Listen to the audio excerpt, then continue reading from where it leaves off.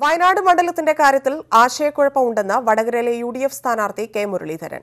വടകരയിൽ സ്ഥാനാർത്ഥിയായത് ഉന്നതങ്ങളിൽ നിന്നുള്ള നിർദ്ദേശപ്രകാരമാണ്.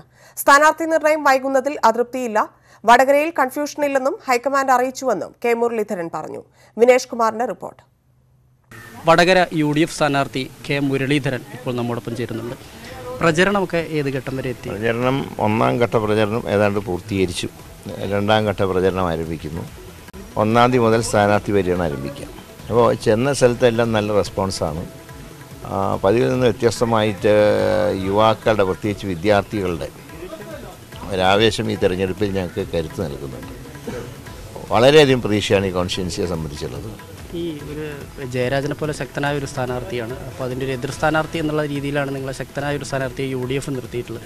അപ്പോൾ ആ ഒരു ഏറ്റുമുട്ടലുകൾ എത്രത്തോളം UDF-ന് പ്രതീക്ഷ? ഇവിടെ UDF-ൻ്റെ ഏറ്റവും വലിയൊരു കരുത്തെന്ന് പറയുന്നത് വ്യക്തമായൊരു നയമുണ്ട്. ഞങ്ങൾക്ക് ഈ രാജ്യത്തൊരു സെക്കുലർ ഗവൺമെൻറ് ഉണ്ടാവണം. ആ ഗവൺമെൻറ് ഇന്ത്യയിലെ മറ്റ് ജനാധിപത്യ മതേതര കക്ഷികളുടെ സഹായത്തോടുകൂടി ഉണ്ടാക്കുന്ന ഒരു ഗവൺമെൻറ് ആയിരിക്കും. ആ ഗവൺമെൻറ്റിന് വ്യക്തമായിട്ട് ലക്ഷ്യങ്ങളുണ്ട്.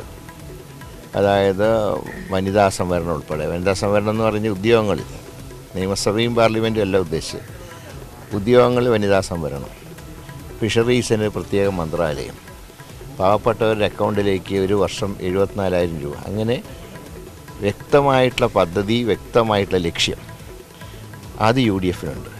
LDF-ന് ഈ രണ്ടുമില്ല. LDF-ൻ്റെ ഇപ്പോൾ CPM-ൻ്റെ ഒരു പ്രകടന പത്രിക വന്നു. ആ പ്രകടന പത്രിക എന്ന് പറഞ്ഞാൽ ഒരു സംസ്ഥാനത്ത് മാത്രം വേരോട്ടുള്ള കക്ഷി 29 സംസ്ഥാനങ്ങളും 6 കേന്ദ്രഭരണ പ്രദേശത്തുമുള്ള ഇന്ത്യ രാജ്യത്ത് അവർക്കൊന്നും ചെയ്യാനില്ല. അവർക്ക് ലക്ഷ്യമില്ല. BJP-ക്കെതിരാണോ കോൺഗ്രസിനെതിരാണോ എന്നുള്ളതിനെക്കുറിച്ചൊരു വ്യക്തതയില്ല. രണ്ടാമത്തത് കേരളത്തിലെ അക്രമ രാഷ്ട്രീയം, വിശേഷിച്ച് വടകര താലൂക്ക്, കണ്ണൂർ, കാസർഗോഡ് ജില്ലകൾ ഇപ്പോഴും നടക്കുന്ന അക്രമങ്ങൾ, കൊലപാതകങ്ങൾ, ഇതിനൊക്കെ ഒരു ശാശ്വത പരിഹാരം. ഇതെല്ലാം ഞങ്ങൾക്ക് അങ്ങനെയുള്ള വ്യക്തമായിട്ടുള്ള ഒരു ദിശാബോധത്തോടുകൂടിയാണ് UDF മുന്നോട്ട് നീങ്ങുന്നത്. അതിനാണ് ജനങ്ങൾ അംഗീകരിക്കുന്നത്. കാരണം നയം വ്യക്തമാക്കിക്കൊണ്ട് മുന്നോട്ട് പോകുന്ന ഒരു പ്രസ്ഥാനത്തിനോടൊപ്പം ജനങ്ങളുണ്ടാകും. ഇന്ന് UDF എന്ന പ്രസ്ഥാനത്തിന് ലഭിക്കുന്ന പിന്തുണ